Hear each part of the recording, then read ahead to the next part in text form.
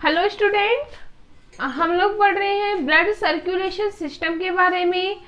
और blood circulation system की last class में जो हमारा टॉपिक चल रहा था वो चल रहा था हार्ट के बारे में। हार्ट में हम लोगों ने बता दिया था जो हार्ट है वो एक पेशीय संरचना होती है, एक सॉफ्ट ऑर्गन होता है जो पिंक कलर का होता है, ठीक है। और इसकी जो शेप की अगर हम बात करें तो इसकी जो शेप होती है वो कैसी होती है, बंद मुट्ठी के समान इसकी संरचना पाई जाती है। इतना क्लियर था। अब हम नेक्स्ट इसके बारे में पढ़ेंगे कि जो ह्यूमन हार्ट होता है वो होती है 4 चैम्बर्ड स्ट्रक्चर। कैसी संरचना होती है भाई? 4 चैम्बर्ड स्ट्रक्चर।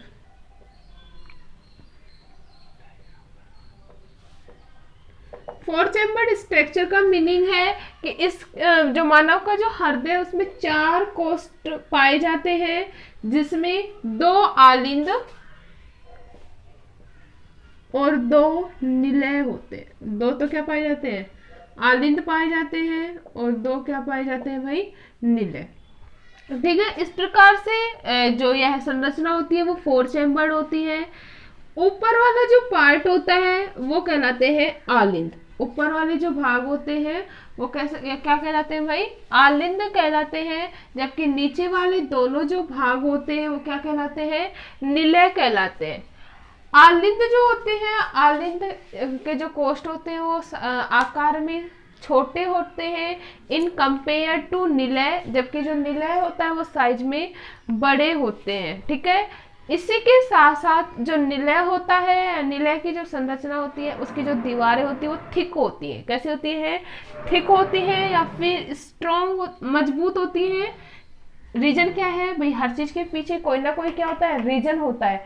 तो निलय की दीवारें जो थिकनेस, निलय की जो दीवारें होती है वो थिक होती है। इसका मेन रीजन ये है कि जब आलिंद से जो ब्लड होता है उसके आलिंद में आने के बाद ब्लड निलय में जाता है। कहाँ पे जाता है भाई, निलय में जाता है। और निलय में जो ब्लड होता है वो एक साथ क्या होगा, एक साथ भेजा जाता है। एक साथ भेजे जाने के कारण जो निलय है वो इजीली से कंट्रोल कर सके या इजीली इसको रेगुलेट कर सके, इसलिए इसकी जो दीवारें होती हैं वो कैसी होती है, थिक होती है। क्लियर है इतना?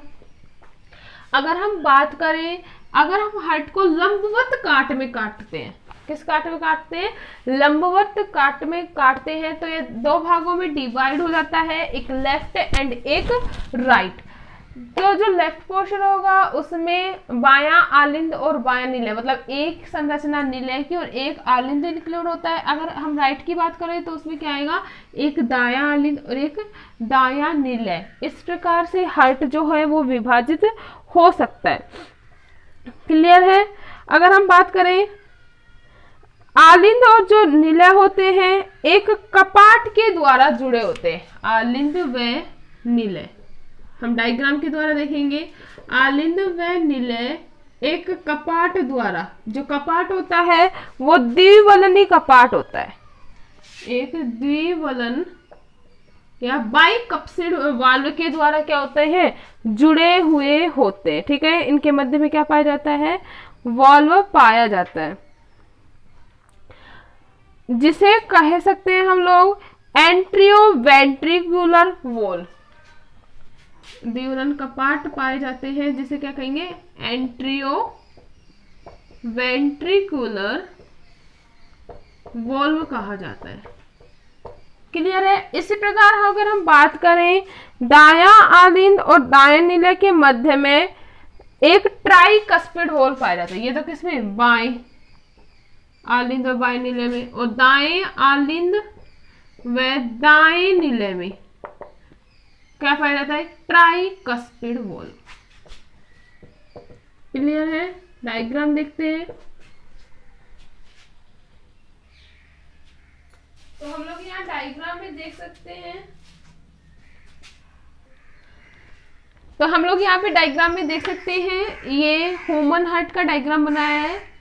We all know that student, human heart is a 4 chambered structure, मतलब जो मानव हृदय होता है वो 4 कोष्ठीय संरचना होती है, जिसे 2 आलिंद वो 2 निलय पाए जाते हैं। हम लोग देख सकते हैं कि ये क्या है, दायां आलिंद, और ये क्या है, दायां निलय।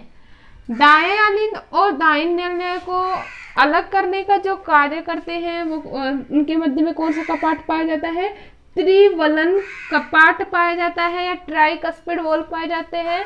इसी प्रकार अगर हम नेक्स्ट बात करें बायां आलिंद और बायां निलय, ठीक है, दो क्या होते हैं, एक आलिंद, दो आलिंद होते हैं और दो ही क्या पाए जाते हैं, निलय पाए जाते हैं, जिसमें एक दायां आलिंद और एक बायां आलिंद। इसी प्रकार एक दायां निलय और एक क्या पाया जाता है, एक बायां निलय पाया जाता है, ठीक है। तो बायां आलिंद और बाएं निलय के बीच में भी एक वॉल प्रेजेंट होता है जिसे बाइकस्पिड वॉल या क्या कहा जाता है, द्विवलनी कपाट कहा जाता है। क्लियर है।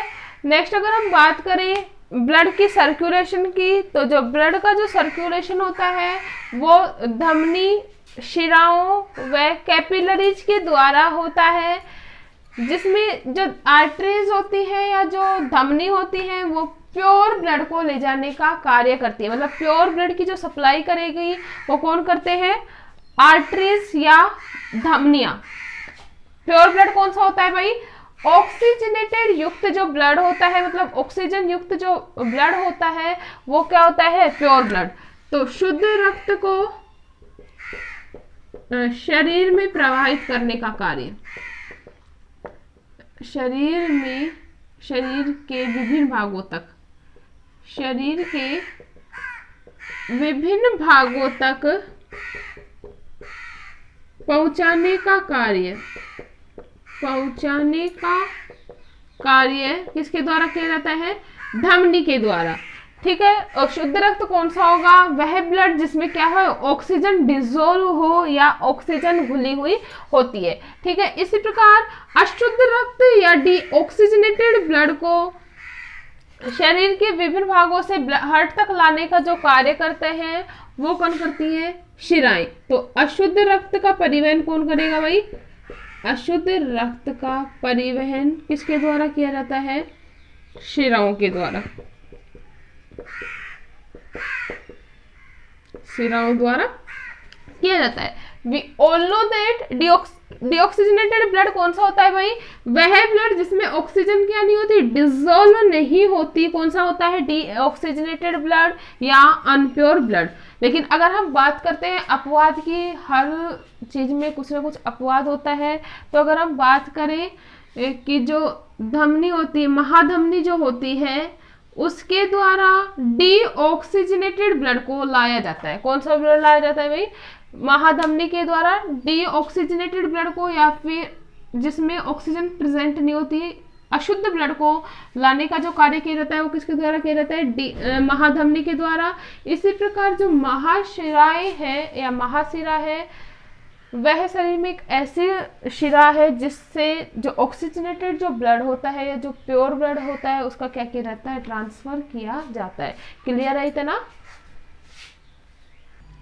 सबसे इंपॉर्टेंट बात अगर हम बात करें कि जो ब्लड होगा उसको पंप कैसे किया जाता है हार्ट में, तो हार्ट से जो ब्लड का जो पंप किया जाता है शरीर में, वो हार्ट में दो क्रियाएं होती हैं, एक तो होता है संकुचन और दूसरा होता है शिथिलन।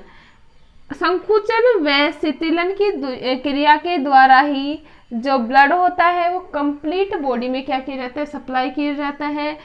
संकुचन व शिथिलन की क्रिया के द्वारा हार्ट में पंप होता है और हार्ट के पंप के द्वारा जो ब्लड होता है वो कंप्लीट बॉडी में क्या होता है, सर्कुलेट किया जाता है। इतना क्लियर है। शरीर से जो अशुद्ध रक्त होता है वो वेना कैवा द्वारा आलिंद में आता है। अशुद्ध रक्त किसके द्वारा आएगा भाई, अशुद्ध रक्त वेना कैवा द्वारा। वेना कैवा द्वारा कहाँ पे आता है भाई, हार्ट में आता है, ठीक है। तो जो वेना कैवा है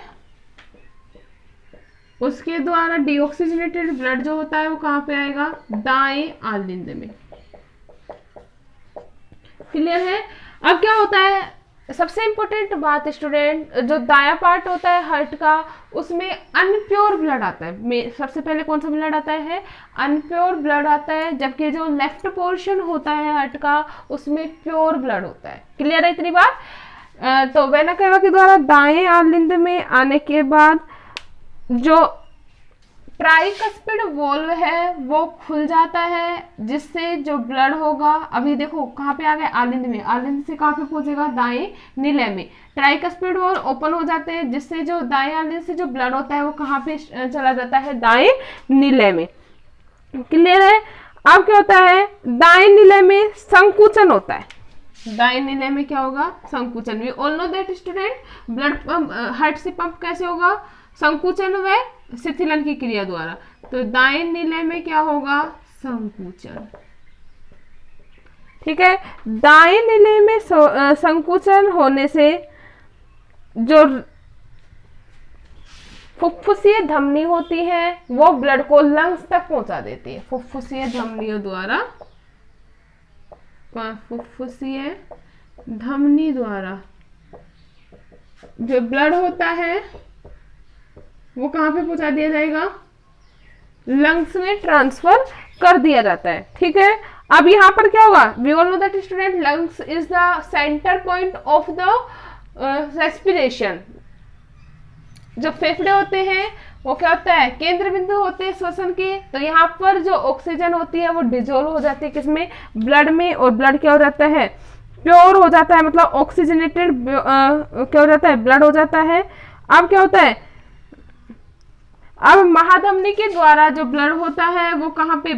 लेफ्ट जो आलिंद है उसमें ट्रांसफर हो जाता है, और फिर उसमें वापस से संकुचन की क्रिया होती है, और संकुचन की क्रिया के द्वारा जो बाइकस्पिड वॉल्व है वो ओपन हो जाते हैं, और जो ब्लड होता है वो कहाँ पे ट्रांसफर हो जाता है? नीले में ट्रांसफर हो जाता है। और यहाँ से यह जो ब्लड होता है वो कंप्लीट बॉडी में क्या कर दिया जाता है? सप्लाई कर दिया जाता है। क्लियर है? इस प्रक्रिया में जो रक्त होता है, इस प्रक्रिया में रक्त जो होता है 2 बार हृदय से क्या होता है? गुजरता है। रक्त जो होता है 2 बार क्या करता है? हृदय से गुजरता है। ठीक है, इसलिए मानव के रक्त परिसंचरण तंत्र को कहा जाता है दोहरा रक्त परिसंचरण तंत्र या डबल ब्लड सर्कुलेशन सिस्टम। ठीक है, अब क्या होगा? जैसे ब्लड बॉडी में सप्लाई होता है तो हार्ट जो होता है वो शिथिल अवस्था में आ जाते हैं। ठीक है, इस दौरान क्या होता है? जब ये वाल्व ओपन और क्लोज होते हैं तो उस टाइम एक ध्वनि प्रोड्यूस होती है। इस ध्वनि को कहा जाता है, फर्स्ट जो साउंड होता है वो निकलता है लब। कौन सा निकलता है भाई? लब की साउंड निकलती है। और जो सेकंड साउंड जो निकलती है वो निकलती है डब। तो हम लोग कह सकते हैं जो हमारी हार्ट बीट होती है वो किस तरीके की आवाज करती है? लब डब की। किसकी करती है भाई? लब डब की। क्लियर है? और जो हृदय की जो गतिविधियों का जो निर्धारण करता है या जो कंट्रोल करने का कार्य करता है वो करता है पेस मेकर। हृदय की गतिविधियों का कंट्रोल क्या करता है? Pacemaker. इसलिए पेस मेकर को कहा जाता है हार्ट ऑफ हार्ट। क्या कहा जाता है भाई? हार्ट ऑफ हार्ट कहा जाता है। क्लियर है? तो ये था हमारा हार्ट के बारे में।